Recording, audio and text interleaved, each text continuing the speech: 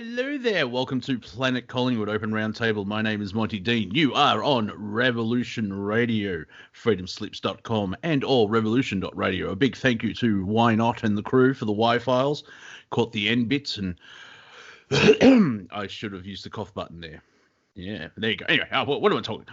Big thank you. If you enjoyed the last 2 hours, please go to the website, freedomslips.com or revolution.radio and donate what you can, because we are 100% listener supported. So thank you for all for being here and listening. And if you're on YouTube, on my channel, I have a donate button, and I can't make rent. I'm just putting it out there, but we'll get into that a bit later. If you'd like to join me, I believe Freedom Screen is still the channel or profile. What is it? I don't know. I've gone blank. To join the call. There you go. Or if you're on my contact list, just drop me a note and I'll add you to the call. And if you'd like to join my contact list, it's Monty_Dean. I have 3 specimens that are here of 3 guests I've created earlier. I've been joined by Steve Zerilath, John Z, and Cortek. Gentlemen, how goes the world? Moist. Thanks. Now I feel like I'm in a lab. Yeah, well, I didn't think I was a clone, but now I'm not so sure. Well, gentlemen, I'm wearing a white coat, so therefore I'm your god. I thought I knew what to ask once I was in this situation, but now I'm lost for words. Well, there you go. That's going to go well for 2 hours, since this is a conversation. Steve, how about you, sir? Well, where's my 72 virgins? No, it's the Robin Williams was correct. You get 72 virgins. No, Virginians. Sorry. Oh. Well, as long as they're all ladies and above a 5, I'm okay with that. No, they're all the founding fathers, so they're going to smack the living crap out of you with better diction. Have you read some of those letters from Thomas Jefferson? I actually have to get a dictionary out to understand. Oh, he meant hello. That's the collapsing of language in society, where I don't really see Thomas Jefferson and George Washington talking ghetto. Sup, well, y'all? Somebody had to teach their men how to talk to the slaves. Yes, that is true, and we're going to be a good Planet Collingwood. We're starting out with slavery, but we're all economic debt slaves anyway. We've also been joined by HiJacker. Jacker, are you there? Yeah, I'm right here. How am I coming through? Yeah, you sound all right to me. Yeah. Yeah. So are we going to talk about important stuff? That's what I want to know. Eventually. Peanut butter?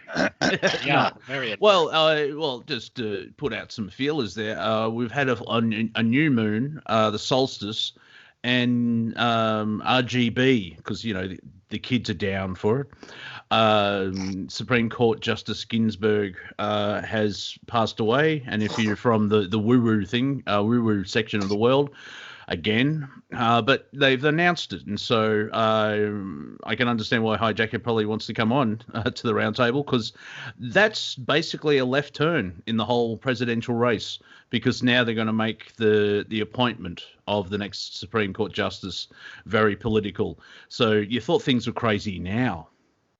I have some astrological thoughts, because I took a look at the month of October in regards to the moon. So we have a blue moon on Halloween. The first full moon of the month is on October 2nd. This roughly lands on what the Celtics call the Elder Portal. It is a particular day that shifts over to the Elder Tree, and the Elder Tree represents like the ancestors, and it's all the stuff that the ancestral Samhain or Samhain season, which is the Halloween season, is all about. So a full moon heralds us into the Halloween season. And October 2nd also has been broadcast, implied as a date that something happens to Disney. Because they had a Disney clock with the hands on 10 and 2, that Q posted. So there's all sorts of interesting things going on. Ruth Bader Ginsburg has died, reflecting on a recently deceased elder, and she's one of our elder crone women. Whether we like it or not, she was one of our crones. That's not an insult. Crone was turned into an insulting word, but it was about being, a reverend, wisdomed woman. That's what it was. It was something that you earned, in like your last rite of passage before your twilight. So, understand we'll be thinking about memory. Wait a minute. Yeah, wait a minute, Steve. This period of time. Wait a minute. We got a Jew, basically brother Nathaniel, who is a Jew who's converted to Orthodox Christianity. He says she was basically a wicked woman, a witch. No wisdom. In fact, they say that when Jews die and they're buried, that they have to actually set up separate water systems in their cemeteries because the stench of their bodies are so bad. Can you prove she was a wicked woman one way or another? Did you know her? Oh no, she was always about. I mean, come on, John Z. How do you? But did you know her? How can you tell? Did you know her? There was a pair of green shoes left behind. No, she said love. She said love of a man was in the hairy ass of another man. Think about that. I mean, come on.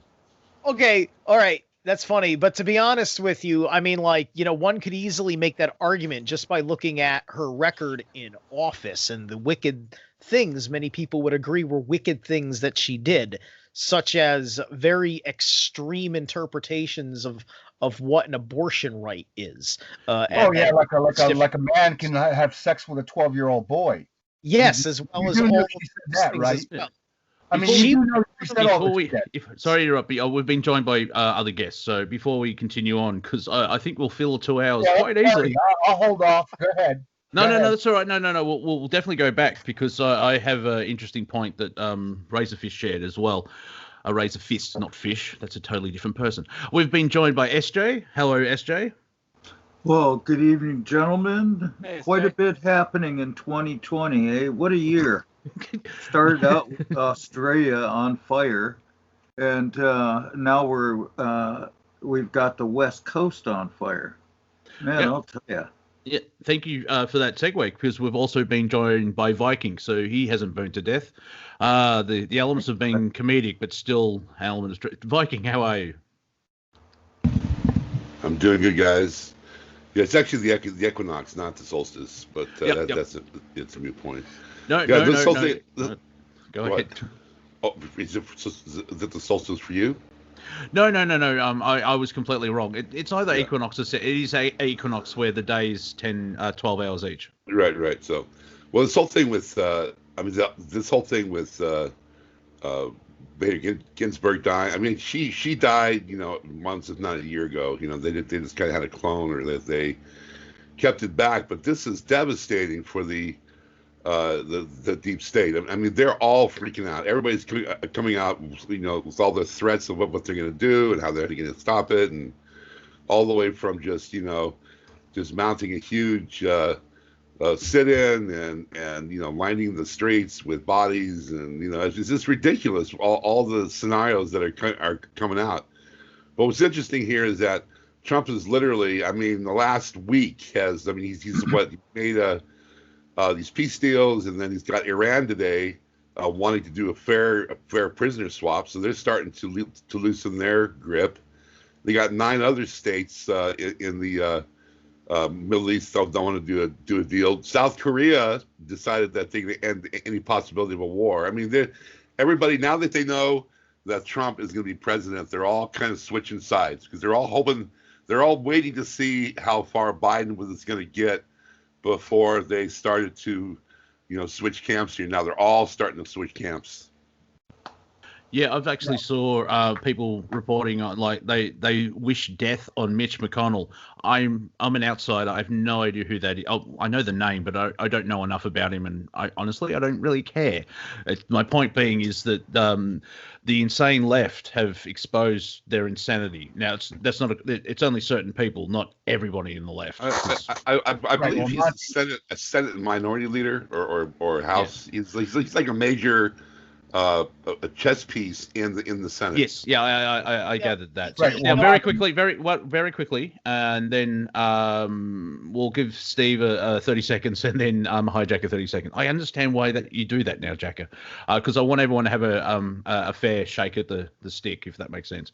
Razorfist actually pointed out it's very similar to John McCain, where they knew they didn't die in a car crash. They knew they were dying from a terminal disease, and they held on to power as long as possible. And she could have retired during Obama, but she waited till Trump. And just the videos of people losing their mind. They're blaming her that she made the world worse because she died before the election. And then also you have this report that apparently her dying wish was that her replacement should be picked after or when the new president is installed. And someone jokingly said, well, that's another 4 years away. So that's the bit I just want to bring to the table where from this action, everyone is in fight or flight where they're. Yeah, I'll let everyone. I think my point has been made, but it's because like in May or June, she had a fall and she was just getting a checkup and most likely was battling the cancer. She should have retired and got this all out of the way, but it's been done now. Interesting enough, with the new moon and the equinox, the timing of it is very suspicious. Because it's just thrown the whole election campaign. It's not 10 or 11; it's 183 now. Go ahead, Steve. Yeah, so like she had lung cancer, so serious respiratory. On a psychological level, especially for the big people that are into paying attention to the details within the judicial branch of government. They're thinking about that because of their reverence for Ruth Bader Ginsburg and, the coronavirus, which is specifically the SARS, the respiratory virus we've been dealing with. They're on a certain level. They're trying to protect her, like it seems kind of funny because all the elderly evil people in politics we don't like, it seems to be something to protect them, right? So that's kind of a thing that's running around because she had surgery on her lungs like recently. And so this is more evidence that that this virus is not that threatening because they didn't even say she happened to have the infection. They could have thrown that in there. They could have easily done that, but they didn't. Yeah. HiJacker. Yeah, oh no. So Brother Nathaniel, he came on Jeff Rent's Tonight and said she's really a really wicked person. He names a couple of her court decisions about men being able to have sex with 12-year-old boys or girls. Homosexuality, where a man finds love in the hairy ass of another man. Hey, HiJacker. Was that right? Let me finish. I just want. Okay, sorry. That's when I was. Yeah, let me finish. And so, even by forget the Christian standards of a wicked person, Brother Nathaniel says because she died on Rosh Hashanah, 1 hour, quote unquote, she died at 6 p.m. 1 hour before the sun went down at 7 o'clock on Rosh Hashanah, that she was basically left out of the Book of Life or the 10 days of redemption. And so he's saying she's crying out now. She's in her own pit in hell. She was just a really, really wicked person. But the good thing is that just like you had Obama, he came first, and the reactionary was President Trump. Obama basically was the political father of President Trump. He would have never gotten to be president. Also, this Ruth Bader Ginsburg, because she was so radical on one side, now what we're getting is a cycle, a reaction back, and now we're getting this Amy Barrett, who's a Catholic, a Christian Catholic, 7 children, 2 that have been adopted from Haiti, special needs. She's a firebrand. And so now with this, basically Amy Barrett is a political nuclear weapon. If she gets punched through, and it looks like there's nothing that can stop them now. They've already added the numbers. Lindsey Graham has already said that we have more than enough votes, and even if we shave off another vote or 2, we still got Pence. That means she's going to get in, which means that we're talking about if it goes into a contested election in 42 days of the presidency, that President Trump, he's going to come out victorious. So this all turned out to be really good. Viking, your comment. Go ahead. Well, they did this with Bush. I'm not sure which one with Bush Jr. The entire fiasco with Florida and the hang tags, the hanging chads. The way that they determined that was through the Supreme Court. The Supreme Court voted that the hang chads were null and void, which is ridiculous. But that's what. But he had the Supreme Court in his back pocket, the same way he would with Trump. He's all these states out there that are basically changing their referendums and voting in the fact that they take 9 days to count ballots and all these mail-in votes. All of these, once she's in, I mean, she's already been vetted. She's been vetted in her position. She got appointed to an appellate court. Now she's being appointed to the Supreme Court. She's already been vetted. HiJacker is right. They have the votes. It's gonna be pretty much streamlined. And once that happens, he's just gonna come down and all these states out there that are trying to sideswipe the elections are going to be put to fire. And the Insurrection Act. The Insurrection Act under the 14th Amendment, Article 2 and 3, will become fully operational, which means any sedition or treason in any state or city official can be arrested. And this is monumental. Today's monumental. What happened today? That's right, Viking. And Thursday. They're coming out with a full disclosure about the Hunter Biden barista scandal. So they are getting slaughtered. Epstein as well. Right. What we're talking about. 10 seconds, HiJacker. Sorry, I hold your thought. I just want to add the flight logs for Epstein apparently were released as well. HiJacker, go ahead. No, Viking's right. What we're looking at is, even if this is a contested election, it doesn't matter which way it goes. They can count votes for 30 days in the mail. At the end of the day, it is going to go to the Supreme Court. And what you're dealing with is hardcore. These people are hardcore. You're dealing with Justice Thomas. He's hardcore. Alito, he's a hardcore Catholic. Kavanaugh, what he went through, he's hardcore. Gorsuch, he's hardcore. Now Amy Barrett, she actually clerked under Justice Scalia, and she knows that he was murdered, put under a pillow. She's hardcore. And then also you got John Roberts. Once he's got no room to move around, and his basically blackmailing Amy Barrett, she frees up any of the blackmail against John Roberts, Chief Justice John Roberts, if he went on this Alito Express. That frees up all that blackmail. You're talking about a 6-3 Supreme Court crushing blow. And no matter what, once you hear that Amy Barrett has been declared a Supreme Court justice, it is over. President Trump will win. And I think he's actually going to win in a landslide. Go ahead. interesting enough, it's also been pointed out the hypocrisy of, say, 4 years ago, where do your job and you have to replace, fill the seat.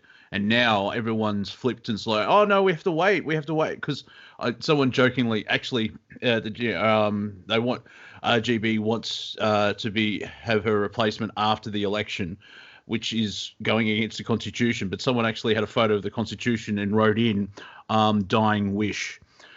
So, I mean, someone else on Twitter said as well, my dad's dying wish that Trump wins. So, this due process, we should try and cling to the idea of law, and the law's not perfect. Let's, from my point of view, I mean, if you look at Trump as not as the best option, if you look at Biden, they're worse. And so I'm sort of seeing it as that we have to stop the insanity, and then we can work with Trump, and then we can start moving forward.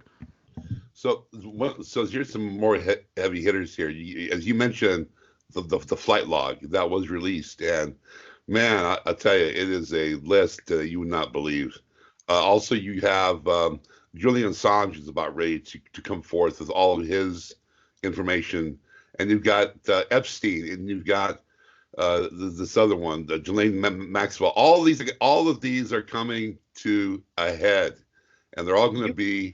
It's not just October, but it's going to be October, November, and December. You're going to see the next 3 months just absolutely a wildfire of indictments. Go ahead, They've Steve. been going over evidence in the Ukraine, and it's on tape. With proper English translation. I saw they were running it on the Phoenix Enigma tonight, and it's if it's true, like Biden's calling himself on this phone call the founding father of a new Ukraine, right? Like, he did something to create that country, and if he's involved with that level with the Ukraine, that means that he's involved with all the people from the Brzezinski side of the globalists that we are all aware of. And then this connects the whole issue to Mika Brzezinski and MSNBC. Viking, real quick. This is actually the first clue that Viking, he might be on to something. He's a Cuvian apostle, and he might be right. They might be getting ready to roll up all of these different power structures. I don't, especially with this latest death of basically the not Goldberg, what's her name? Ginsburg, yeah. So this might be true. That there's a whole nother level of the Cuvians might actually end up being right. I'm actually starting to doubt it now after this last play where they roll out Ginsburg's death and then Barrett come in because she's a political atomic weapon that's just going to blow everything away. So I don't know what to think anymore. I mean, I'm dazed. Go ahead. She's the savior of all the kids with pedophile and abortion. I mean, she's gonna be a crusader in that aspect. But I want to go back to what Monty was saying. Joe Biden was bragging about how he was holding back $1 million until they fired that prosecutor that was going after his son. I mean, this is quid pro quo. I mean, they have it on tape. They have it on fucking tape, man. I mean, this is language. Also, if I may, Joe Biden at the Foreign Council Relations on stage told that story. He actually admitted it in public using a microphone, as well as having it on tape. And then, if you remember the timeline, they blamed Trump because Trump called the Ukraine and said, "Yeah, what's going on there?" And everyone jumped on him for meddling or whatever it is. They blamed Trump for Biden's crime, basically. And he was bragging. Oh yeah, he was showing off. He's like, "Guess what I did?" And it just adds to I don't know if you've seen Biden recently, but it's pure elder abuse. It's gone from comedy into tragedy. I don't even watch it anymore because it's super uber cringe. Right. Well, Monty, I think what's Monty, the obvious, big question. Monty, the big question, the really big thing is that now we know we got him. Basically Vikings right. Looks like they've been checkmated. And so now what we're waiting for is the really big play of the deep state. What are they going to do? That is the most important thing now. Now that we know the Senate's going to push her through, she's going to get it. What is the deep state going to do? Are they going to set off another biological weapon? Is it going to be a war?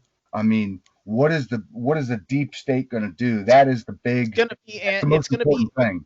It's going to be Antifa BLM terrorism. No more. It's not going to be like, oh, we're going to try and occupy the streets, this and the other thing. It's going to be the core, like, violent nut jobs willing to get weapons and exploit, our Second Amendment freedoms and things like that. And they're going to do like a mass shooting at the polls, or they're going to blow up a polling station or whatever. That's the main thing we have to worry about. It's got to be bigger than that, yes. Steve. This is why the military is deploying the vaccine. The vaccine is not about the medicine. The vaccine is about treating Antifa and BLM terrorists like a virus. They broke this as an algorithm about 5 months ago, where because if you look up the website for Antifa, it is registered international, and because it's an international organization, it can be deemed as a terrorist organization. And this is where it becomes a federal, as I've mentioned so many times, he's going to basically start to federalize all of our troops as federal marshals, and they're going to go in. They're not going to wait for an invitation. That's once there's an outbreak, it's going to be gone. It's going to be squelched, and it's going to be water cannons, and it could even resort to open fire. There's going to be some skirmishes. But it's not going to go well for the deep state.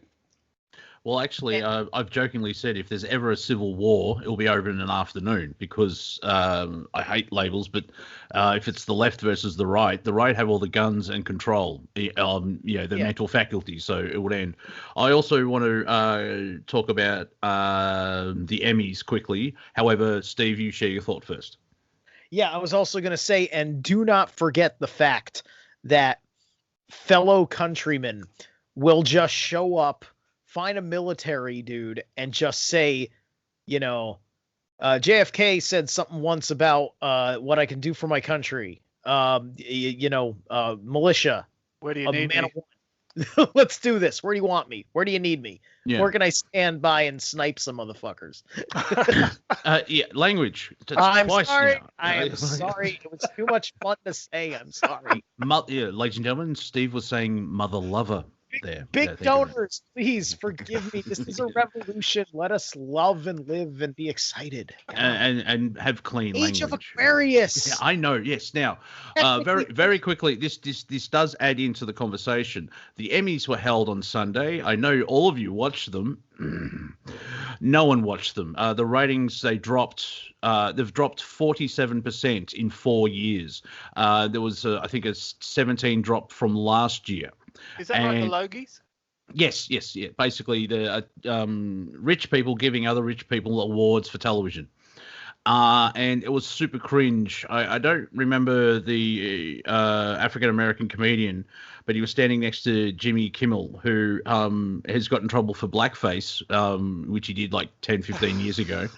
And it was basically 2 minutes of Black Lives Matter and all this type of stuff. And I'm like, the cringe meter nearly broke. People are over the sports and entertainment because they've gone left or they're controlled by the left in basic labels, and the general public are switching off. Even like the Emmys were up against Sunday Night Football, which was a double header. Even they had less ratings as well. And it's, half the country's still on lockdown. So what do? You watch TV. No one's watching this crap anymore. So from a culture war perspective, the general populace are over they just want to be entertained, be it sports or stories. But if they're getting bombarded with identity politics and everything else, like how Hollywood or advertising. Yeah, and advertising as well.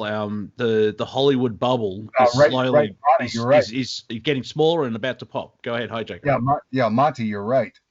Basically, we're watching the death of the NFL, of sports, of the entertainment industry, showbiz.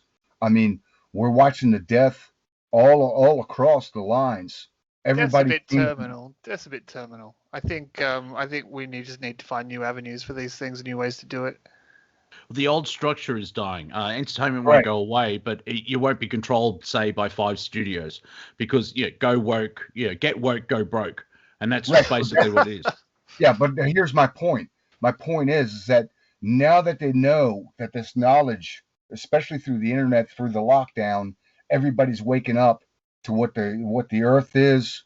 The people who control the Earth, they're finding out about Hollywood. They're finding out about sports. It's all rigged. Everything is all set up.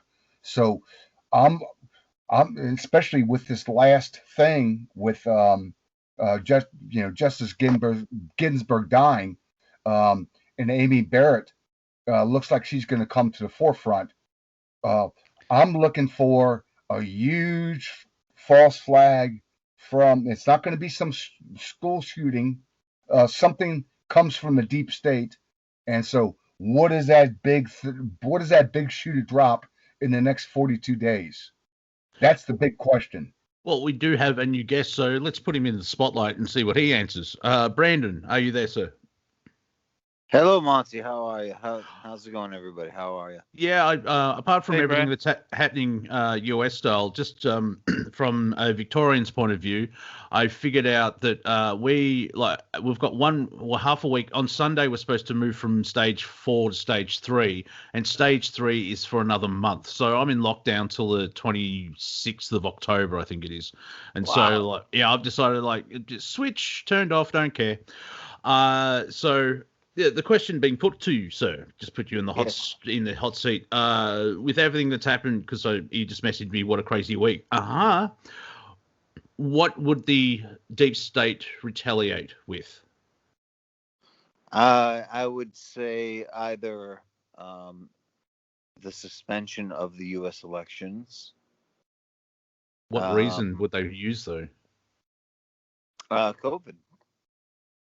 Yeah, but I'm not having a go at you, but a lot of people, if you can protest that close, you can get out and vote. I guess they're trying to, but are they still going to push that whole mail-in thing as well? They would have to introduce a new disease, like a disease, sure, but it can't be. They need to start a new narrative. No one's going to believe a simple mutation of SARS, and then they can't repeat the cycle. They went as they pushed this psyop all the way till it broke itself, and they simply haven't repealed the laws yet because they're counting on the mindless ones. But everybody who's politically engaged has a very, very different idea and feeling about the masks and the social distancing and the destruction of the economies and everything else. And God damn it, Boris Johnson, you were supposed to be one of us. Well, see, interesting enough, with the going just quickly to the United Kingdom, they have just quick sec there, HiJacker. In England, they're trying to organise a lockdown. It's like, well, just do it or don't. But the general public have lost faith in all their leaders, and they're probably going to rebel or ignore most of their stuff. Go ahead, HiJacker. Yeah, no, Brandon's right. So what is going to be this next big play that Deep State could do to basically starve off the elections? They can't have the elections. It's because it will go into the Supreme Court and Trump will win. So we're taking a look at some type of really incredible false flag where they knock out the power. They claim it's an asteroid or some kind of blackout. It could be something like that. Or it could be biological, but Steve's right. I've done that. You can't get a biological weapon going in 42 days to shut down everything. So Sure. looks like they're trapped. And ahead. just very quickly, Popsicle Toes in the station chat. Hallow's Eve is cancelled this year. Will they cancel Halloween, and will it stretch out They've to already Thanksgiving? canceled it. Oh, they've cancelled it because there's a rumor that they may cancel Christmas in England. Now, it's just done.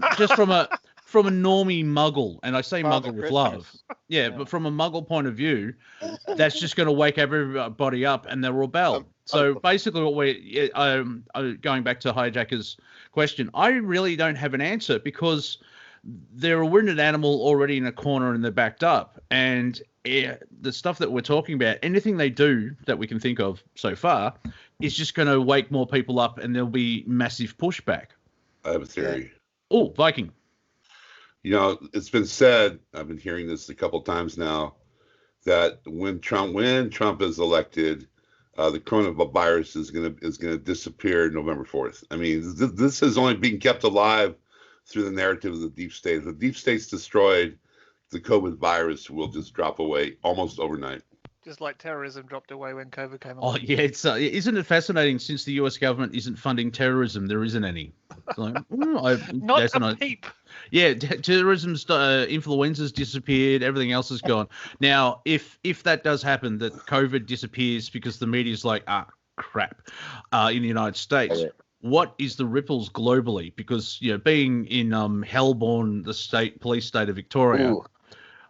Where Dan's doing a great job. He's saying we've only lost 700 people to the virus compared to say Minnesota, which has 10,000 people and blah blah blah. And but you're ignoring all the businesses, the domestic violence, the suicides, and so it'd be fascinating to see because the media portrays that no one politically outside of the United States likes Trump.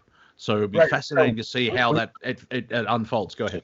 Right. We got a complex political variable in play, and that is that and Viking's not going to like what I'm getting ready to say, but this has all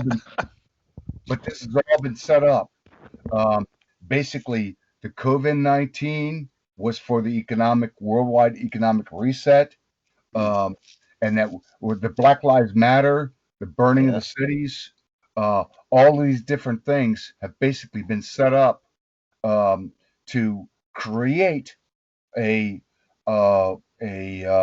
landslide victory for President Trump, so that he can go on to basically be Israelis' champion. We get into a world war with China. Okay, who keeps clicking in here? Go ahead. No, I think you're right, HiJacker. Just me, Brian. I think actually I came to the final conclusion, which is that Trump represents sort of this omega point in history, and it's all come to a head now, and it's a choice between good and evil, And Trump is so obviously good. So I'm going to choose him. It doesn't seem a coincidence that all these things are being staved off to all come to a decision around that time. That's a pattern. Look, Well, no, it's happened. No, what I'm saying basically is that when you take a look, that the United States military could have deployed active denial systems. They could have stopped the burning and the looting. There's no reason that the president has got to get permission from governors to basically send in federal troops. That's not true. You take a look at Justice Ginsburg when she died. Everything seems to be orchestrated, and so it looks like they're building up President Trump to win by a unified landslide, and that they're actually going to use him to go into the next rotation, which is an economic reset, basically go digital currency, a limited regional war with China, knock them back on the plate, and also Israel Third Temple, all the different things that happened with that. They got this guy set up. He's a true believer, no question about it. And so this looks like masterful type of political strategy. Is it political when it's global? It's more like risk. Here's one of the things that's happening, right? You can make this comparison. You see, with the entire West Coast literally on fire, and literally the worst locked down of all the states and everything else that's wrong with it. Some of the other liberal states and liberal countries that are bearing witness to this are seeing it.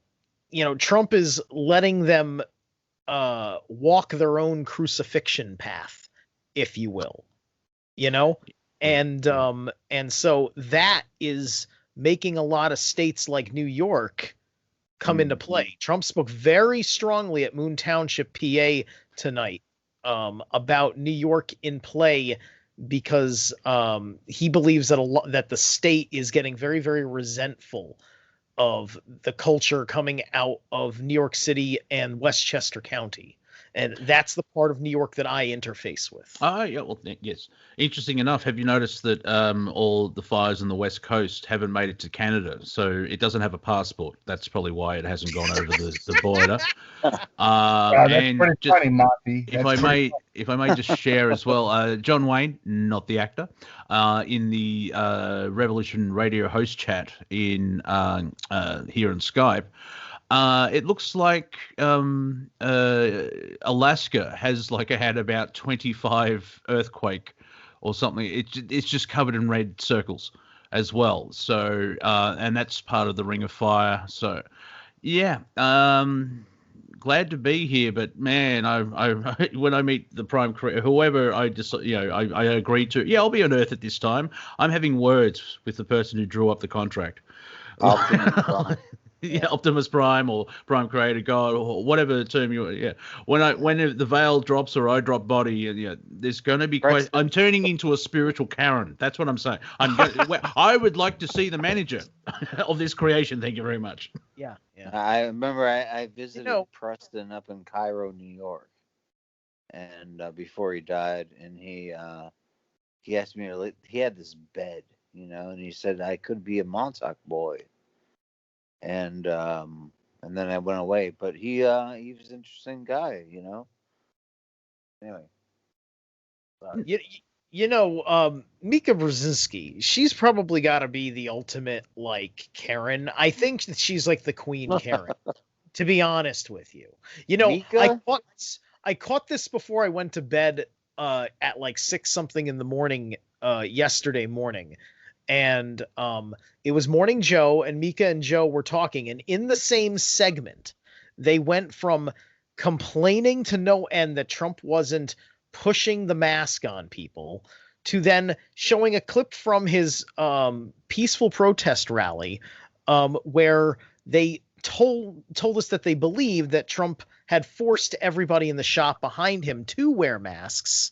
Yeah. And then they complained about how he's mocking the founding fathers because he took away their right to not wear a mask. Exactly. In the same segment. Complete cognitive dissonance in the most direct fashion possible. You can't even segue that naturally. That's why people are turning away from the legacy media, and they're going to YouTube channels and Revolution Radio and the alternative truth movement. Did anyone catch Biden's town hall thing? Yes. I think I saw a bit of that, and I'd not seen him speak before, and you could see that it kind of makes sense to him, but after it comes out of his mouth, yeah, it's like he's been taught what to say in a storyboard, and he's remembered those pictures, but then he has the problem putting the little storyboard sections together, and it comes out so garbled. But you can see it makes sense to him, so you got to go, oh my god. Yeah, as well, he comes across in a boring monotone, and you just switch off. I was watching the Stephen Crowder. They were live on YouTube, and they're doing a watch along. And one person who had a Gmail account sent in a complaint to YouTube, and their YouTube stream was actually pulled because of a copyright infringement. And of course, Right, Stephen so, went off for another 5 minutes. So Yeah, this goes along with Vikings. Cuvian universe is that basically Biden, Kamala Harris, they're designated losers. This has all been set up.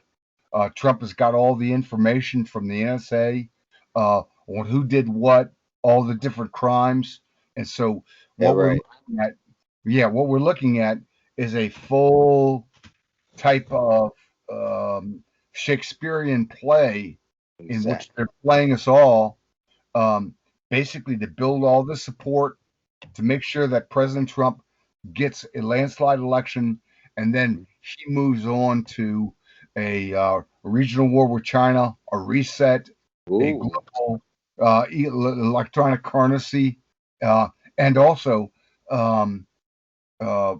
the third temple in Israel. It does look like it's all been set. Go ahead. Mount? Are you talking about HiJacker? Or are you talking So about...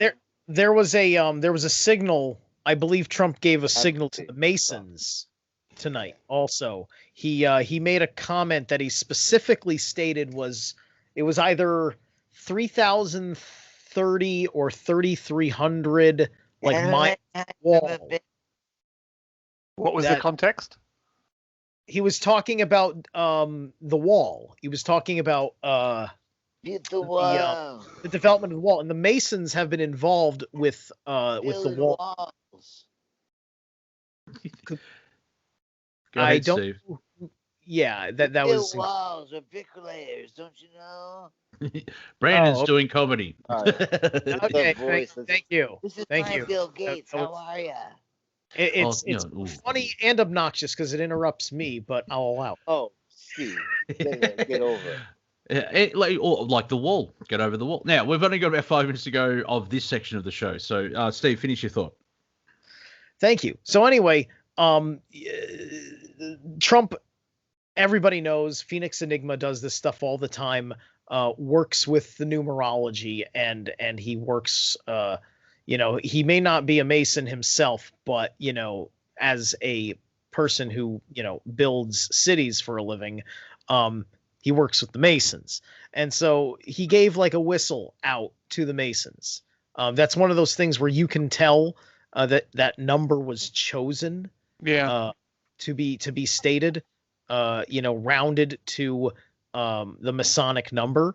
And so that's a wink and a nod to, them and people who study the occult like us. Oh, our first lull. 4 minutes into nearly half time. I'm pretty impressed. That hour went really quickly. So I'm enjoying this conversation.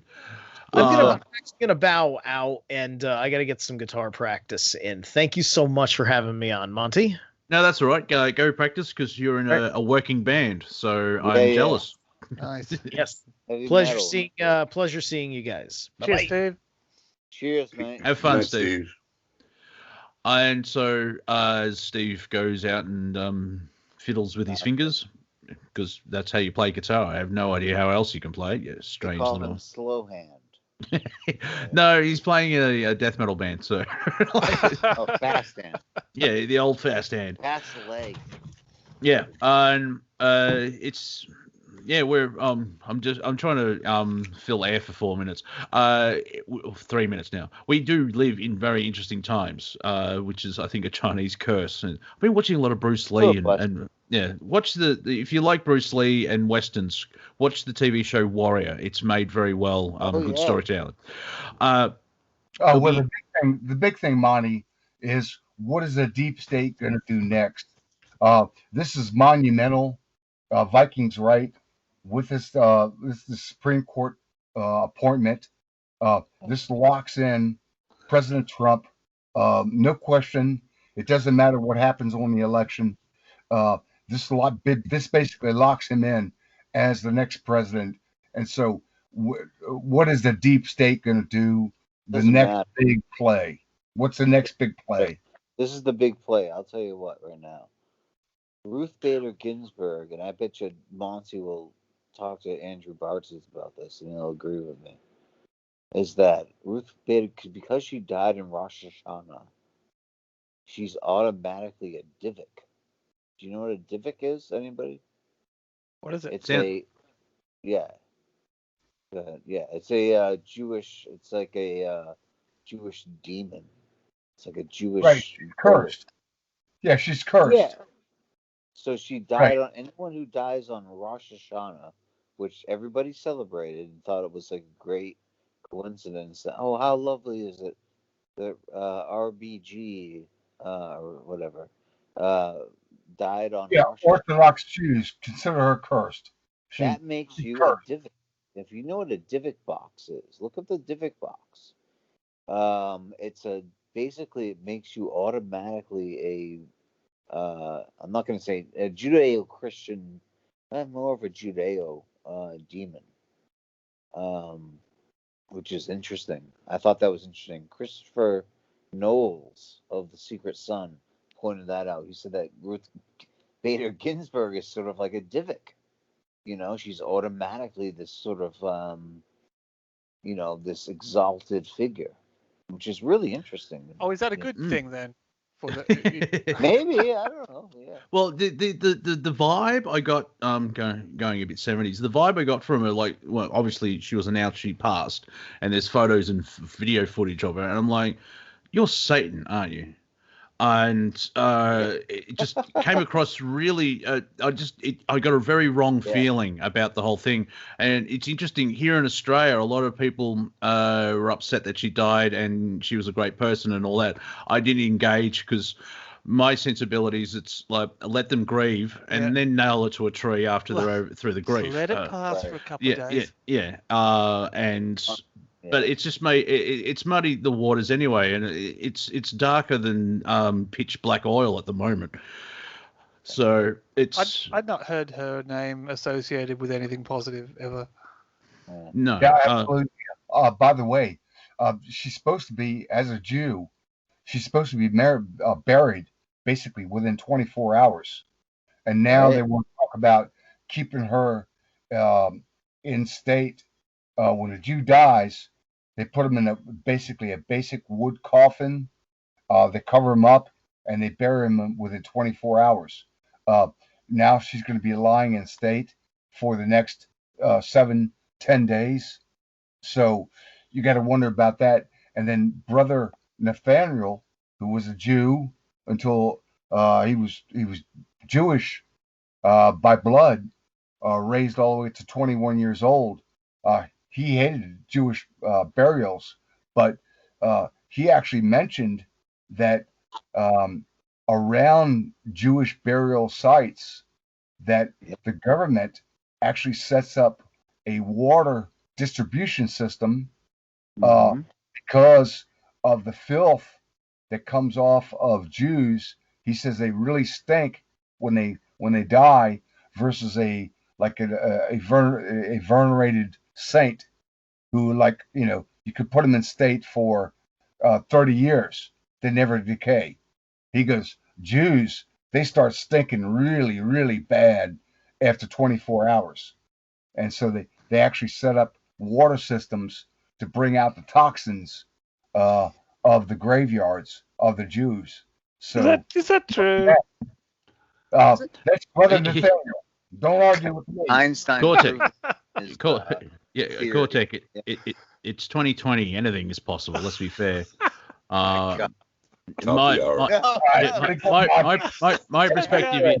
perspective is as we go to language. That's 3 now. I'm going to get smacked by management. I'll be smacked by my mom. Yeah, well, good. So we are at the break. We're halfway. So who knows what's going to happen next hour? You're listening to Revolution Radio, freedomslips.com. This is Planet Collingwood. We'll be back after these short messages. Welcome back to Revolution Radio. This is Planet Collingwood. I'm Monty Dean. This is an open roundtable. And if you enjoyed the last hour, please go to freedomslips.com and or revolution.radio and donate to the station to help us out to stay on air. We are 100% listener supported, 100% volunteer. So, what about you, Monty? Tell. I mean, you do the broadcast. You got to get supported. So, what is your website? What's your deal? I mean, you take chances getting on the radio. We all do. We all know. Yeah, we what is your OnlyFans? Go ahead. I'm at this point in time, I will be starting up a website to make to sort of get everything in one spot. At the moment, you can go to my YouTube channel, which is Wafer Thin Entertainment. That's Wafer with one F. And if you click on links, there is a link to PayPal. So if you want to donate to me so I can buy food, go right ahead. I've had one person do that constantly, and I thank them very much because that's awesome. They're helping me out, especially in stage 4 lockdown where I can only go 5 kilometers from my house, which is about 3 miles, and that's only for exercise. And it was supposed to be for 6 weeks, and we're in the 8th week now. And then we have another month of lockdown from that in stage 3. That is if everything goes to plan with numbers and stuff. Apparently today, So I think it was... Monty.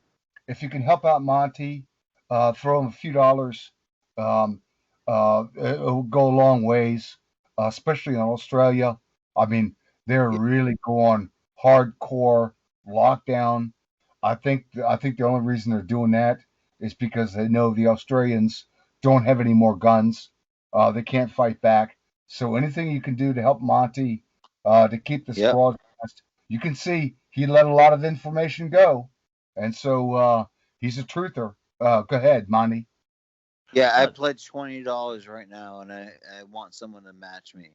Anybody that's a patriot or believes in the cause and believes in Monty's dedication over the years, and the only reason I'm here. So I'm going to pledge $20, but I hope someone else matches me somewhere out there. Oh, thank you both. $20 US. I think it's close now. The way the money's gone, it's close to $30 Australian. So anything you can do, help Monty out. You got it. Let's do it. Yeah, thank you so much. Because like I jokingly say, $20, I can buy a house here because of the exchange rate. So it is. I'm having a moment. Thank you. All right. So if you can help, you can. If you can't, just the thought is good as well.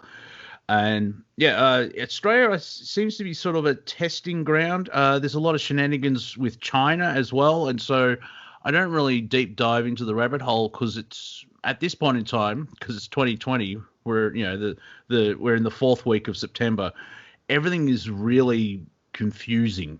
There's an information overload, and so the one trick is to just stay in yourself, in your heart type thing, and you find a passion, something that makes you laugh, and to use like Andrew Bartz's word, create your own dream bubble. You can still interact with everybody else, but don't let the fear take control, because that's an element. That's the current, as David Icke says, that's the currency that the deep state use is fear, and it doesn't work. Especially if you go, I'm not fearful. I'm not going to actually do that. I've noticed it. That's enough. You don't ignore everything, because that's going to bite you in the bum as well. However, by Viking gives a good example where I think he's got how many sites? 40 or 50 mainstream sites just to see what's going on, but it doesn't really affect you. You can see something without letting it get into your core and affecting you that way. And after 9 months of all this crap, we have to follow the science. Well, which scientists? Even if we stay with the WHO, the World Health Organization, they've changed their point of view 18 times in the last 4 months. That first guy it came from over in the UK who had an affair during lockdown, that guy. his data was bad to begin with and chosen because it was so ambiguous and could be interpreted in so many ways, just like the ambiguous laws. And I think March or April, it was very early where they said, oh, yeah, we got the modelling wrong. But that was ignored by the mainstream and the authorities. And here we are. I think Viking wanted to share. Well, Trump also was trying to downplay it, but of course you can't. He had to back off and go with the narrative, but he totally saw it for what it was. No, I monitor about 30 to 40 sites, and then it takes me about 3 hours every morning to get a pulse. They call it my pulse because I do geopolitical, and I do geoeconomic, and I do my little awakening channels. That could be like construed as light workers, and then I got just all across the board, and silver and gold, and just like in the market and all. So I have my analysts that I basically tie into. Again, it's just to get a pulse. I don't get involved. I tried to turn on to an AOC was speaking today about how, she was idolizing Ginsburg and how we need to do the whole thing where, to wait and stuff. I couldn't even last 5 seconds. Just her energetics was starting to throw up. It's like, it's just like trying to watch. Trying to watch Nadler or Schumer or Pelosi the same way. I get about 5 seconds into it, and I start to literally get upset. My stomach. They are repulsive individuals. Repulsive, man. The energetics are just so dead. Yeah. I just remembered as well, the same people that are upset about Trump let 200,000 Americans die were the same people that complained that he put in a ban on Chinese travel to the United States back in February, which I think that was a major step of trying to stop the virus getting into the United States. But I'm thinking clearly. Biden came out that time and downplayed. I mean, he says he's xenophobic or whatever. It's like I just want to talk about China again. We're not going to have a world war. We're not going to have an incursion from China. China wants to mastermind the manufacturing and trade. That they have no intention of going to war, and I think that they were holding out here. Everybody, the entire deep state and all the countries were holding out to see if Biden had a chance. Now, at this point on, you're gonna start to see every one of these countries start to backtrack and start to come on board with Trump. Because he is gonna do a huge financial reset. It's not gonna be digital. It's gonna be more of a Basel IV quantum QFS based system, but there still will be dollars. It's just there's gonna be all gold backed. Yeah, I agree, and I think everybody in America's in a frenzy, and I think they should calm down because I knew Trump back in the 80s. He was a big fan of Rod Stewart. That is the worst English accent I've heard for months. No, mate, look, no, you're taking the piss, clearly. You have no idea what you're saying. Because I thought you were speaking Australian in the first three words, but Australians... the only English accent I can do is a West Country accent where you just don't pronounce your T's. Oh, I know what you mean, son. Oh, West Country, yeah. By gum. It's fascinating where just different dialects across different countries. There's half an hour of material, but let's try and stay on the political aspect for the show, because I thought of a title for the video. So I don't want to add to it. The title I'm going to put up is Musical Supreme Court Chairs and the ongoing effects of it. Because it took me 30 seconds to remember that game where musical chairs where there's 8 people and 7 chairs and the music stopped and the music stopped. So we need to. The music stopped. I killed like all my classmates and then I got the chair. So yeah, that's a bit Anakin Skywalker with the young ones there. A little Anakin. Mine. That's a meme. Like if you've got 4, hold on. Baby Yoda came up to me and he said, "Brandon, whatever you do, Anakin, whatever you do, it's okay, mate." And I said, "Okay." Don't put an Australian accent on that. Killing the baby. No. That's Jedi's on Australia. Jesus. That's British, mate. That's Alan Moore. Oh. Yeah. Well, that is true. And I'm John Lennon, mate. War is over if you want it. Oh, Well, that's yeah. true. Yeah. And like, I still haven't seen that documentary of the CIA war on John Lennon in the late 70s. Oh, it's That good. that would be fascinating because John Lennon had this strange idea of loving everybody and everyone being better Getting and moving along. forward, getting Yeah. along, and getting rid of war. And the CIA thought he was a threat to national security. Well, The FBI. I found out through Razorfist that the FBI was only set up temporarily to get Al Capone. I think they got him. right. So why are you still? There's so many things. So it'd be interesting to see how. What? Okay, let's play the what if game because it's just a thought that came to me. What will Trump try and do in his last term? I don't think he will go any longer. He just jokes about that to upset the left, where he wants to be a dictator and live forever. Like, I can see his son Donald Jr. Running for office because he seems to be cluey and all that. And he's got the name recognition, and so you could have if you've seen that meme where it's Trump 2020, Trump 2024, Trump 2028, 2032 goes on forever. It's a That's family not thing. cool. But I'm the type of person that's like, we'll give him another 4 years. He's better. Well, our crap option is Biden or Trump, or sorry, Harris and Trump.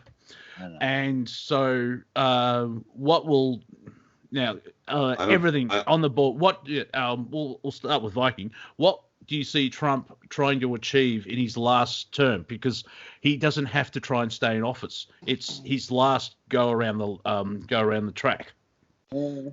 So we're in a year zero here, a new brand new cycle, 7-year cycle, a galactic cycle here. I see basically the dissolution of the party system completely. It's going to go to a world federation here in the next 6 to 8 years. And I think it's going to be basically putting his effort into unifying the world, and I just feel that it's going to be broken up into federations, and it's no longer going to be country states. And I just really think we need to start expanding our mind here. We're still locked in this Democrat Republican. It's going to disappear. After this election, the Democrats are toast, complete toast, man. Well, yeah, and I'm just thinking from that, Trump would actually have to deal with the media on a certain level. Didn't Obama bring in that propaganda bill where they're allowed to lie, basically? He has to get rid of that, because I'm just thinking outside of the United States, there are a lot of people have been distracted by the hatred of Trump, and that's been fueled by the media. So for the 8 years, 6 to 8 years for World Federation and bring people together, you'll have to change the minds of a lot of people outside of the United States, especially in the United States. Well, that would be about changing the media then, wouldn't it? Yeah, that's what I'm getting at. Go ahead, Viking.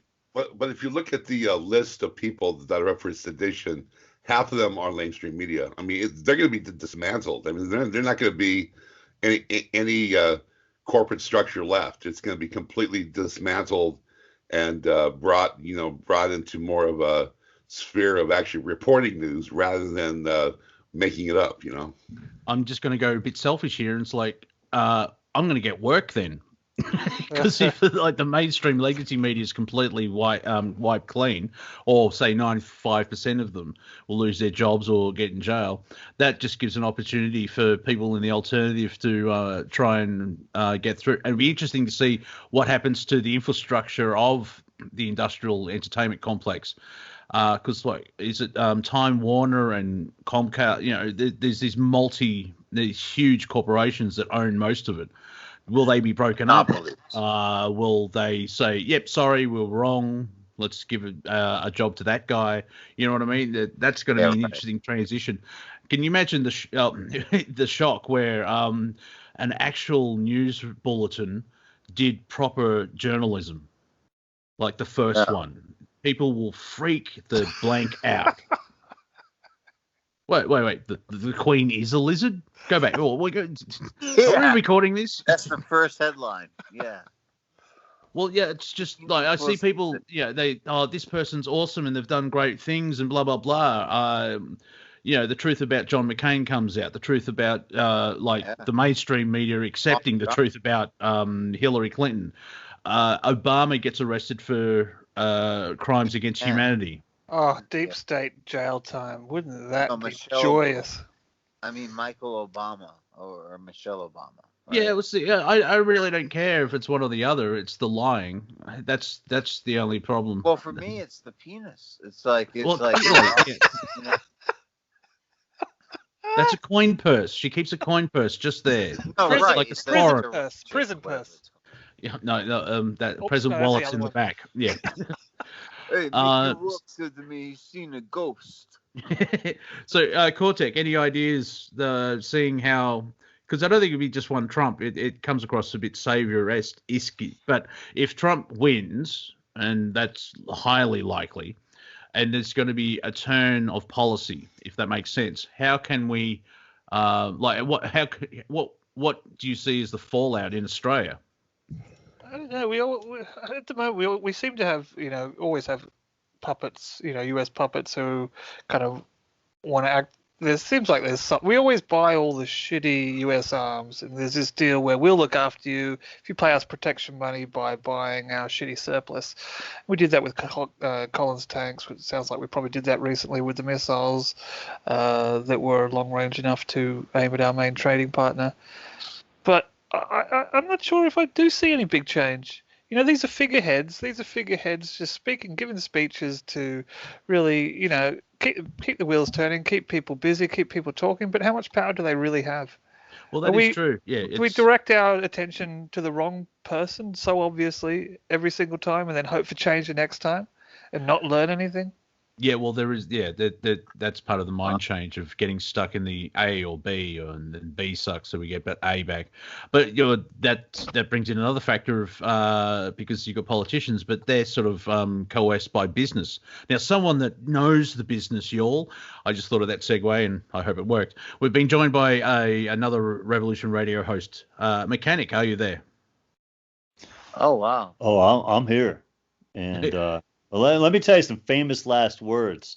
Oh, shh. Everybody knows Michelle is a transgender.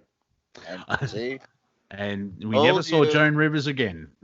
And more so, let me share a little tidbit. I got a little breadcrumb for you guys. All right? Where is it? Is that it? The daughter, right? Joan Rivers' daughter dropped a bombshell. I think it was yesterday. I'm going to cover it on Thursday. Dropped a bombshell where they attempted to kill her mother 3 separate occasions in the hospital. You see, they attempted this high-risk maneuver to save her life that typically kills a high number of people, and she survived 3 attacks before she died. I believe it. Yeah. I do remember something about that, yeah. Yeah. Listen, I have no problem with Michelle. I think she's a lovely woman. I love her hips, by the way. She looks good in anything she wears. Totally love the woman. You got to give Obama a chance. Yeah. For what? I was about to say, what exactly? Didn't we? Yeah, that 8 I years. still want to end up on that list. Now, listen, we all know the body count by Clinton's guy. Well, so that's the interesting thing. I hardly have conversations off air. So, got to be careful. It's like, I'm broadcasting globally, and it's recorded. I think I understand where this is going. Yes. Secrets. Yeah. So, it's interesting, especially. I'm holding my own vibration, being myself, hiding in the cracks because I'm not going out and protesting the lockdowns. However, after the lockdowns, I'll probably be hammering someone to a tree, as I like to say, because just I'm going to get it wrong because I keep thinking Harley Quinn, but hydroxychloroquine, nice. that one. Hydroxychloroquine. Hey, what's your take on Avi? He in the last this year he's doing good journalism. I don't know if I want to sit down with him and have a cup of tea with him. But he's doing the work that I could do, if that makes sense. But I don't. He's got a big set of balls on him, man. You can't take that away from the dude. Well, he's married and a family man, so like that, the motivation's there, and that's the thing. Like HiJacker mentioned that we don't have guns, and so we don't have that traditional way of fighting. Australia's more on ideas, and so just the idea of freedom has been slowly etched away, and that people are reacting to that like, no, hang on, this is wrong. And that's sort of the Australian way of doing it. Now, it may not work in other countries, understandably. No, you're right. Yeah. And like with the United States, the ideas helps. Yeah. My friend, I saw a cop today pull a taser on a guy for a mask citation. What? Yeah. Well, they're in a liquor store. Guy walks in. He's filming. He just happens to be filming. This could have been a total theater, right? But again, cop walks in. He's wearing like a half-ass mask, the cloth mask type, right? The ski mask, basically, from the neck up. And cop walks in shortly after the customer does. Right away, hey, where's your mask? From the cop, right? The costume human being.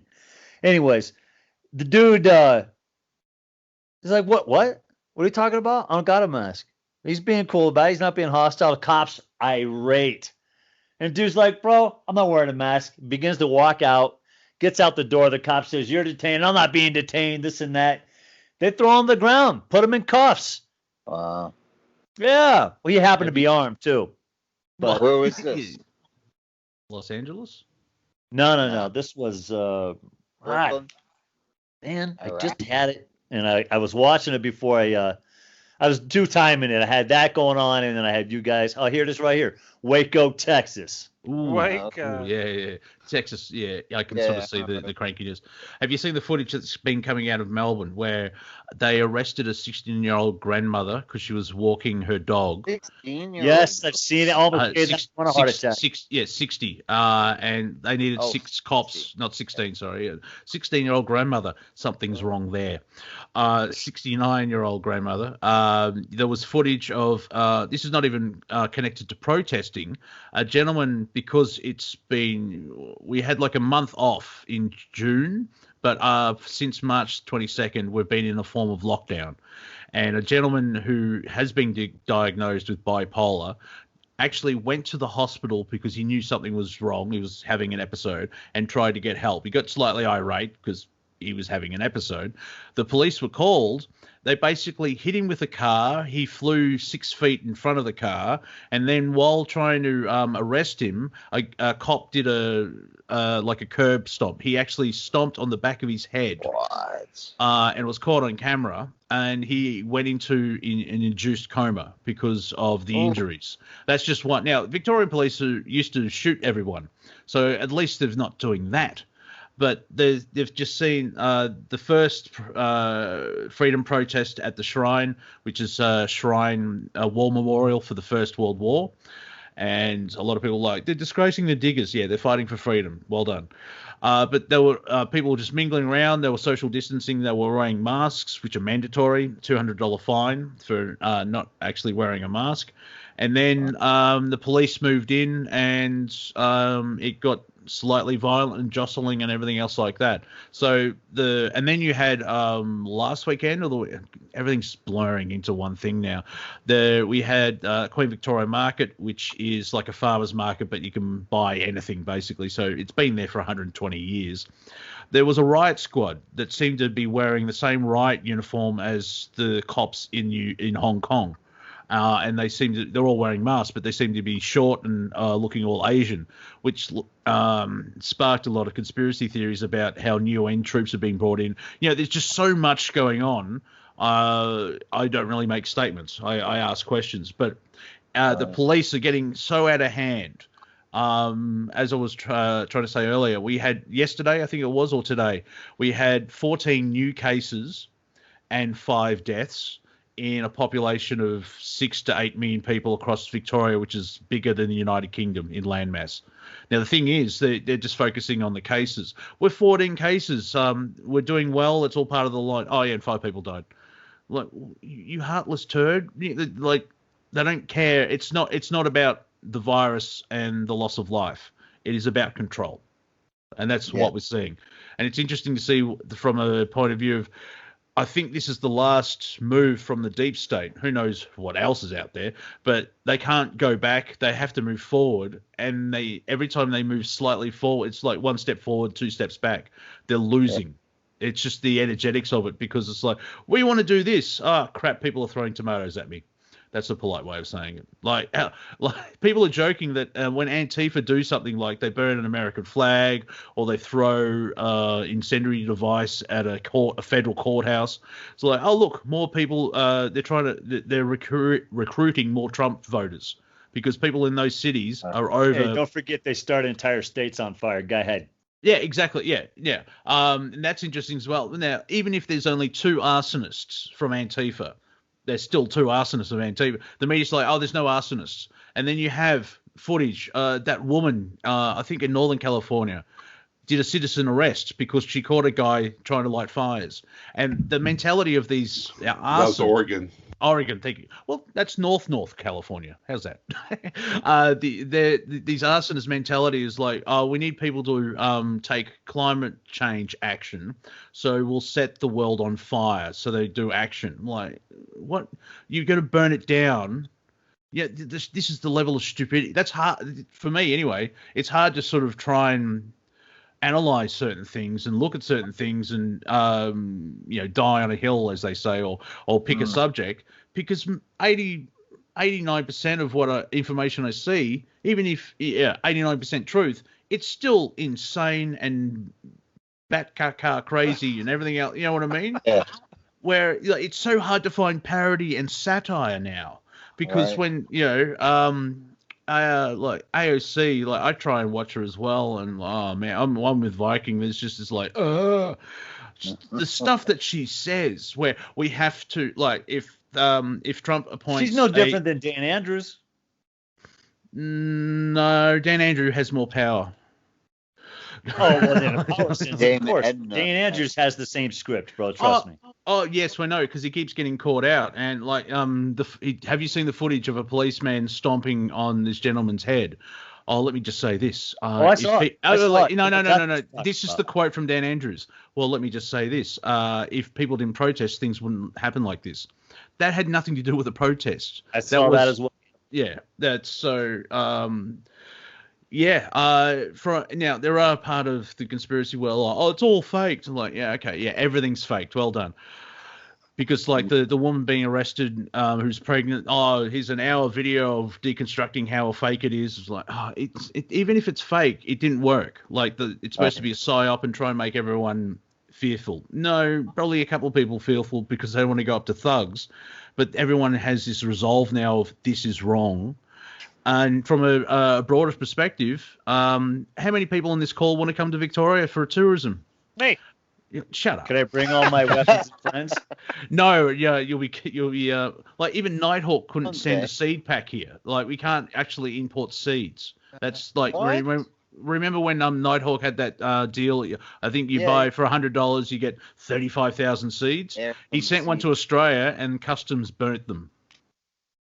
Wow. They didn't even send it back. They just burnt it. It's like, nope, and burnt them. And so that kind of sucks because when Bruce is like, Bruce got a seed pack and he's got like 18 tons of avocados now.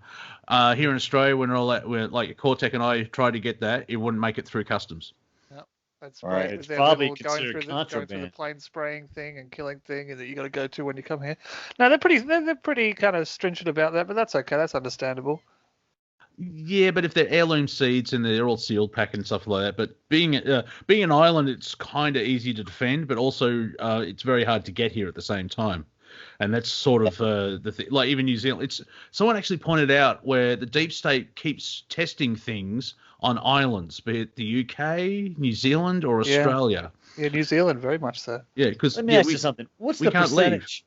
It's the island of Dr. Moreau. Or no, Brandon, shush. Go ahead, mechanic.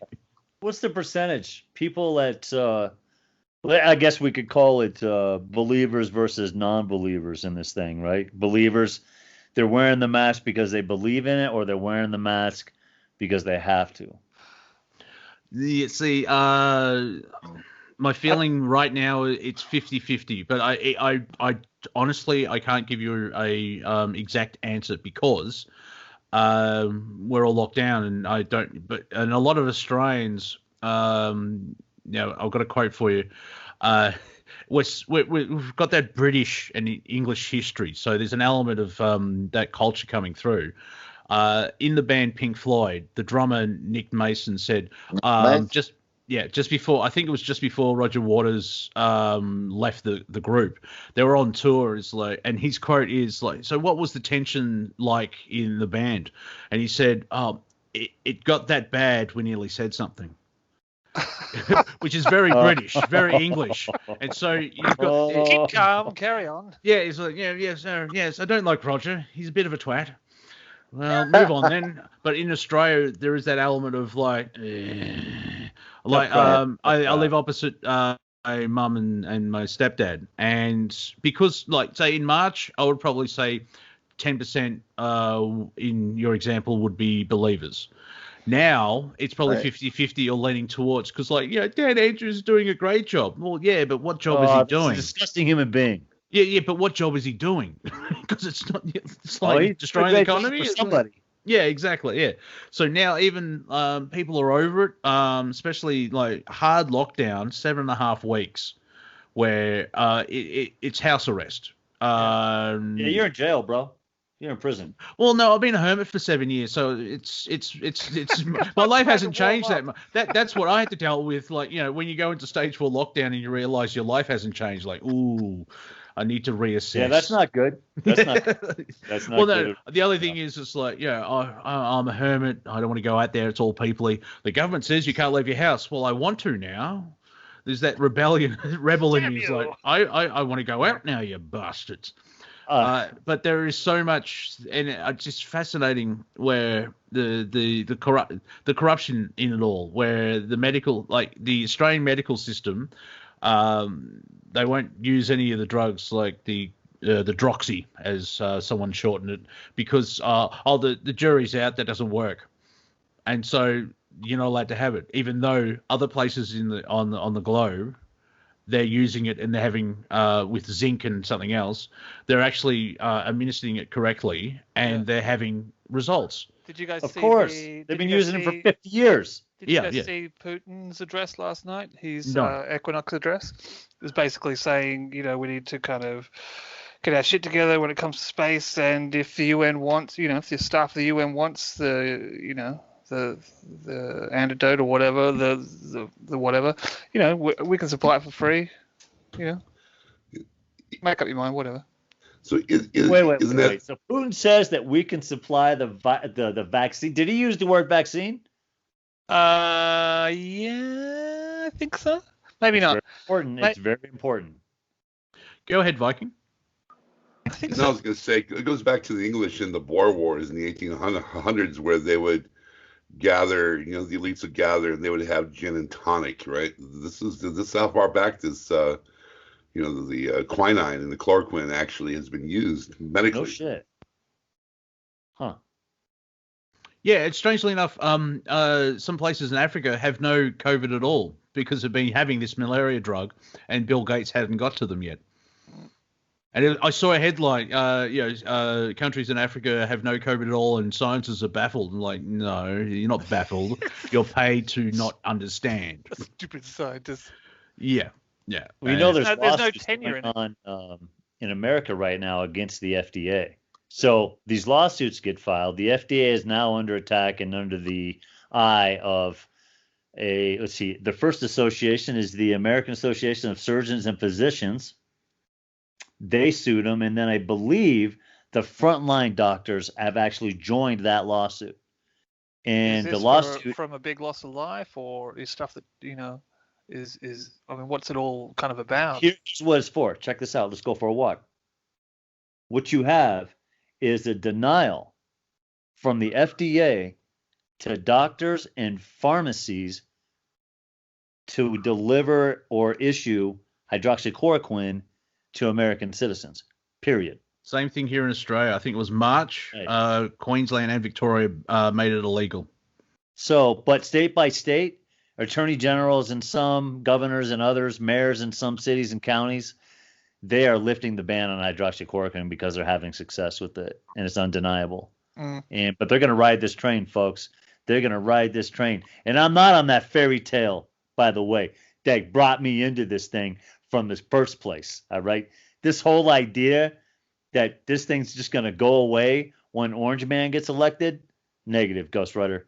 If anything, it's going to pick up speed. In every blue state, every Democratic governor is just going to take revenge on their own people. You watch. Go ahead. Well, let's just talk about the whole vaccine thing. And the misunderstanding that it's one shot. It's not one shot. It's a lifetime of that behavior. Oh yeah, you can't have one shot. They're always mutating. Go ahead. Yeah, you've been trying to get rid of the flu, and you've had flu shots each season, and everyone keeps getting sick. I wonder if there's a connection.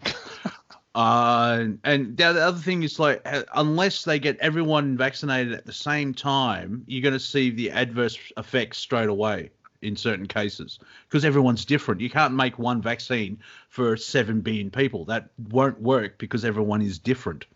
Was H1N1 Glidocil? There was a anti-cancer vaccine.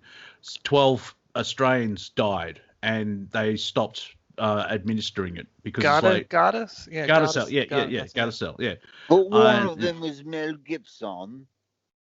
Don't. You're gonna mention Jews now, aren't you, with Mel Gibson? Yeah. Apparently, they're gonna make. I forgot. Mary was. They want to make a sequel to Passion of the Christ. Yeah, that's right. Yeah, but what story would that be? Him going back to dad? It's like, wow, I'm not going back there. No, he thought it was. Did you see what they did to me? Yeah. Revelation, I thought. Yeah, that kind of makes more sense. I think they could get a couple of Netflix seasons out of the Lost Years in Asia. It's the Arthur kind of thing. This is Buddha. Oh, hello. Who would they cast though? Who would they cast? He's like, whoa, bro. Interesting about Netflix. Interesting about Netflix. Just going quickly to the culture war. Netflix has cancelled the Dark Crystal TV show. I know, so sad. Apparently, it was very expensive. Makes sense, but they keep doing that. They make 2 seasons and then cancel shows, so you never actually get the end of the story. And yet they still have cuties up on their their platform. Yeah. So that has actually been made and put up there, and it's done. Wow. Yep, it's still up there. And that's the element of the slow creep of pedophilia, where no, it's fine. No, it's not. That was what I wanted to ask Jacker about before. Obviously, like how many people know of countries that during this period have reduced that age of consent and changed the law?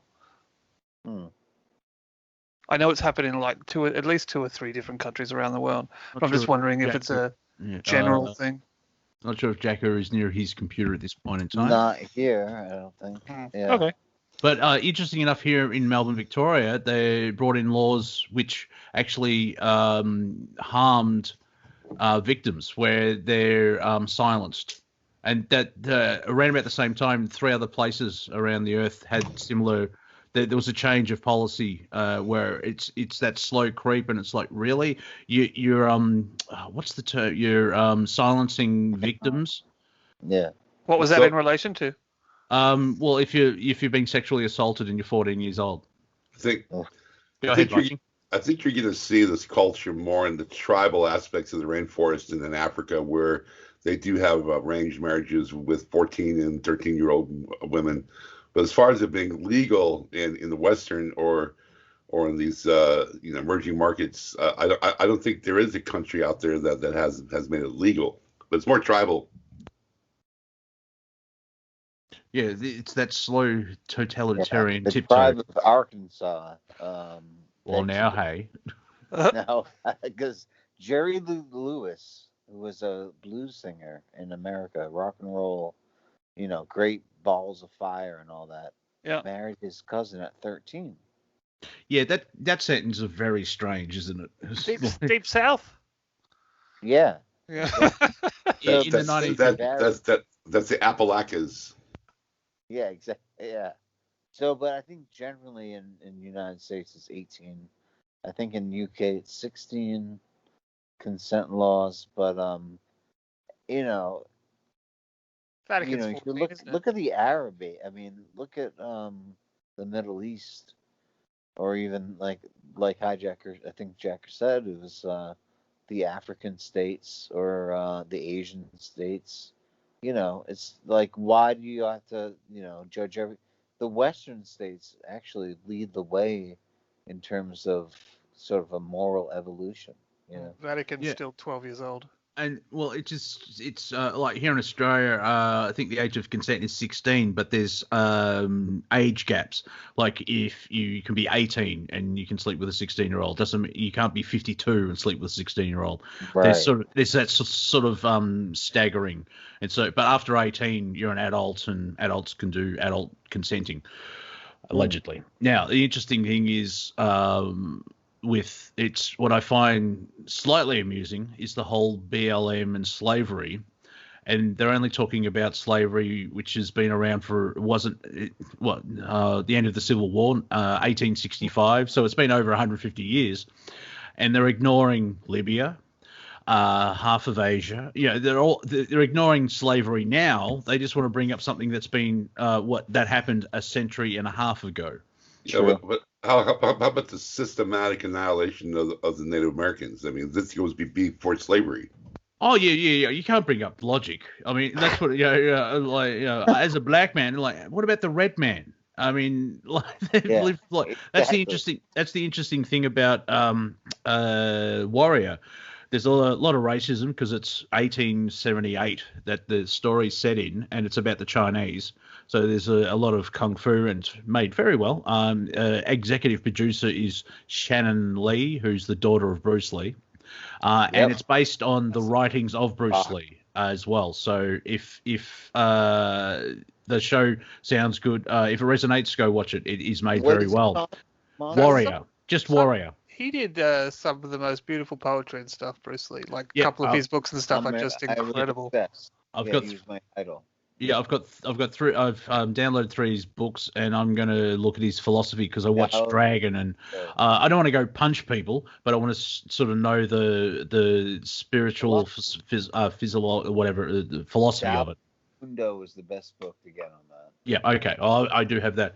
Interesting enough is there was a big Irish contingent in San Francisco at that time. There was Chinatown, and because the Chinese would work for less, they would take all the jobs. So there was a lot of unemployment in the Irish sector, and they bring up the Civil War, which is only 13 years earlier, and two African Americans go into an Irish bar, and it's not a joke. I just realised that sounds like a joke. And they asked for a drink, and one Irishman was about to throw them out, but then the leader comes out and said, "No, you can have a drink, and I'll buy them." And then it's like, "Thank you, sir. Don't thank me. You two idiots should know you don't come into an Irish bar and order a drink."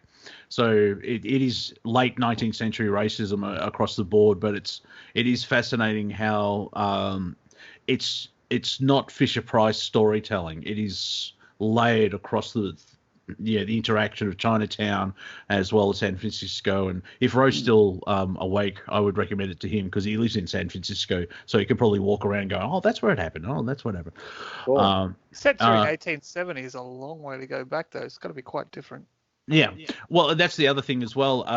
The wife of the mayor actually was talking to a senator where they say, "Oh, the Chinese are a problem. They're coming over here and taking our jobs and blah, blah, blah." And she brings up the Native Americans and just nails him so well because it's like, do you think the Indians that were here first thought the same thing? How we just came in and blah, blah, blah. And that's the thing about slavery. How far back do we want to go? I'm British descent. Do I have to sue the Italian government because the Romans made all the, half the slaves? And Exactly. Look, the Moors enslaved the entire planet. If anybody ever gave it a second and did the real research, we all need to sue the Moors. Black, white, red, Hispanic, doesn't matter. That's the real history of this world. But what do I know? I don't know nothing. I'm just some jackass living in the mountains. With a microphone and an internet connection. A very good microphone. Yeah. No, he's right. He's right. The Moorish Empire extended to both sides of the Atlantic Ocean, as far as I know. And you even see the more in King Arthur and in Robin Hood, I believe, the early Robin Hood, which is, so you understand in that tale, he is sort of a mystic. So it's very interesting. Morgan Freeman in Well, let's go ahead, Viking. Right. Well, there's also the Moguls, which completely took over all of Kazakhstan, all the way to Europe. Right. The Moguls, because they would have 10,000 horses, and they would just surround the city one by one and rape, pillage, and burn it down. But they actually were the advent, because they came into Europe on horseback. They had leather pants, and they actually introduced pants to the European culture, because before that time, like the Scots and the Vikings, they all had kilts, smocks, and frocks, and right. so that was really interesting tidbit. Right. The Moguls were brought up as well because there's a gang. The Chinese call them Tongs, and I can't remember the name of the Tong, but they're Moguls, Mongolian, and they Mongols. Yeah, Mongols. Yeah, not Moguls. Yeah, it's totally different. Well, they certain stuff. Anyway, the Mongolians had this thing where the Chinese emperor sent out people to sort of do some spying and to know your enemy, and they got to this mountain which wasn't there on any maps, and it was like 50 feet tall, and it was completely white, and it was all bones, and they call that the White Mountain. So that was a fascinating thing that's in the Warrior story, because they covered, they defeated Asia, they conquered Asia. That's a lot of landmass. Well, Eurasia too. I mean, they completely conquered Russia. I mean, all the way into Persia. That alone is pretty impressive. Yeah. Horsebacks and bows and arrows.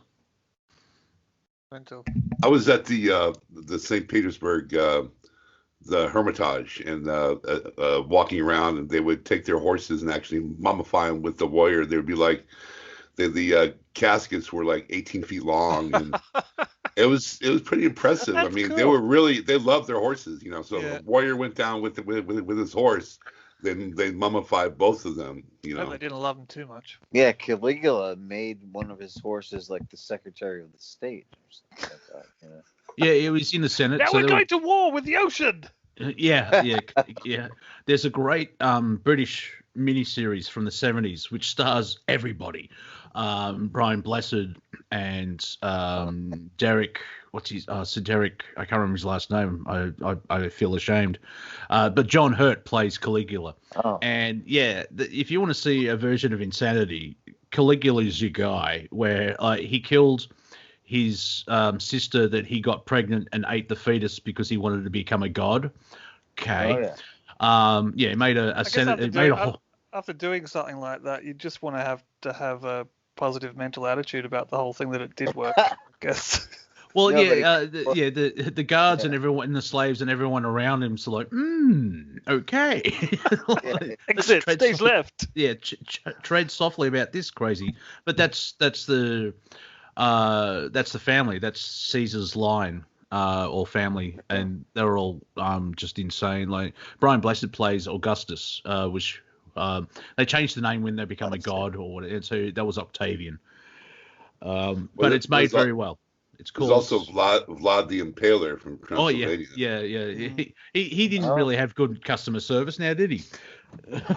Everyone on poles. Thump. Oh yeah, that TV show is called I, Claudius. Nice. Oh yeah. Robert Graves. Yes, it is. It's a brilliant. If you can watch the 14 hours long, and it's BBC television from the mid 70s. So Brilliant. So we're nearly at the end of the show, and thank you for the chat, everyone. I hope everyone listening enjoyed it, and I don't know if we just did a recap. I don't see how we're going to move forward, apart from the deep state is in more trouble now, and they're losing, I would say,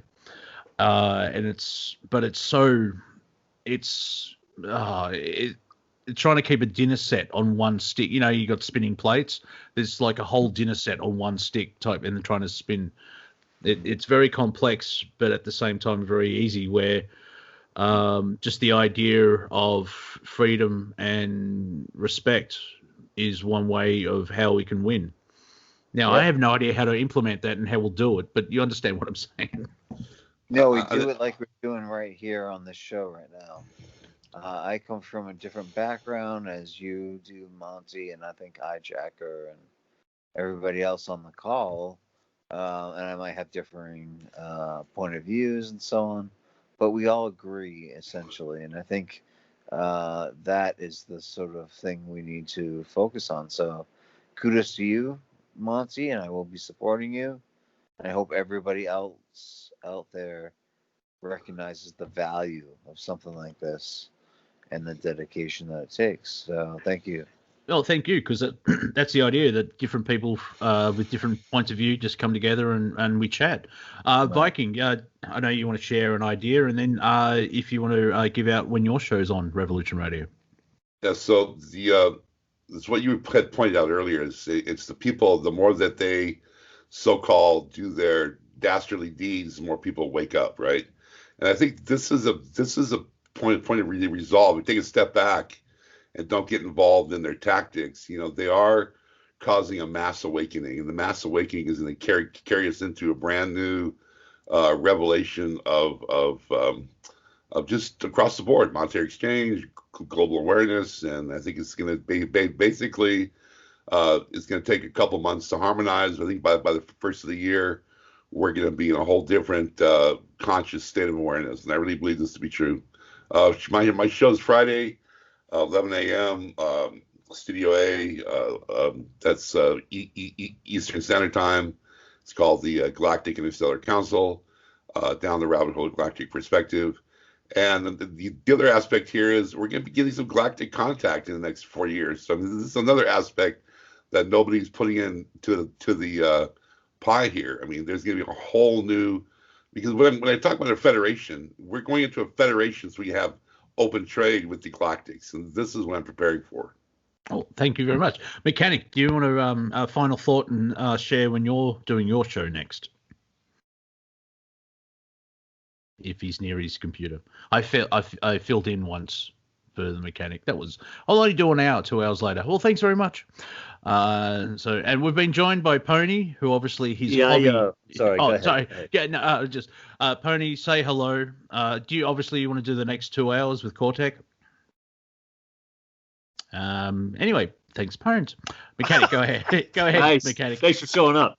Yeah, my show I do Sunday, Monday, and Thursday evenings, 11 o'clock Pacific Standard Time on the West Coast. And then I do a 1 o'clock in the afternoon show on Thursday Pacific Standard Time. And this Thursday, tune in, folks, because, I got a winner coming on the show. I'm pretty confident about it. I'm not going to drop the name yet. But, special.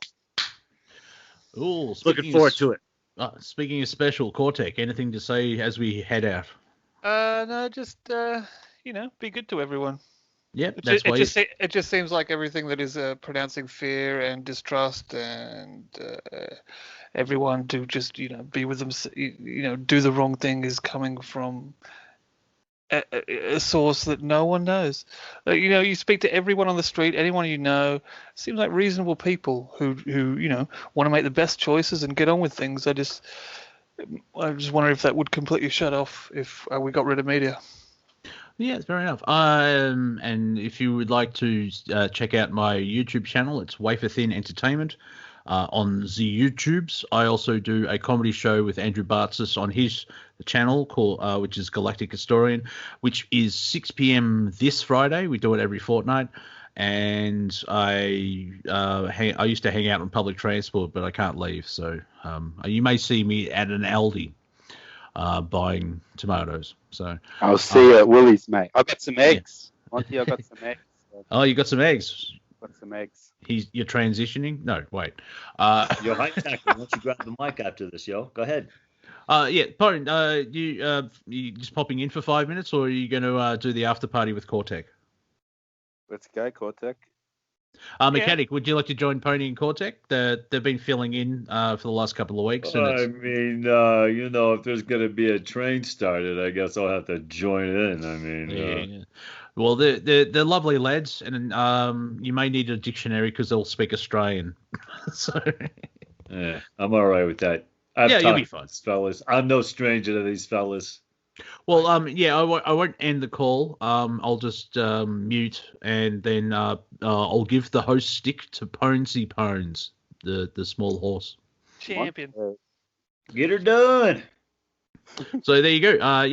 Wait for the entertainment, and if you feel like matching Brandon the $20 Australian, which means I could buy a second house, just go to links on the YouTube channel, and they'll send you to PayPal. So there you go. And if you're on YouTube listening to the show, please like, subscribe, and hit the notification bell. I'm up to 381 subscribers, which is pretty good. Because at the start, 400. Well, I need 1,000 to be monetized. I know, but 400 first. At 400. That's on the way. But I only had 2 on the 1st of January this year, so I'm slowly building. And YouTube leaves me alone. So yeah. Let's go. All right, so we've got about a minute. So, Pony, any hints of what you're going to talk about next hour, or just hang around and listen to some guys flap their gums? Yeah, just hang around and listen to some guys. So, yeah, going to be a good 2 hours. Yeah, all right. You're listening to Revolution Radio, freedomslips.com. This is Planet Collingwood. I am Monty Dean. We'll be back in 6 days and 22 hours because that's how we loll. Please stick around for the after party with Pones, Cortek, and the Mechanic, and anyone else that wants to join. You've been awesome. I am here, and I love you from afar. We'll see you soon.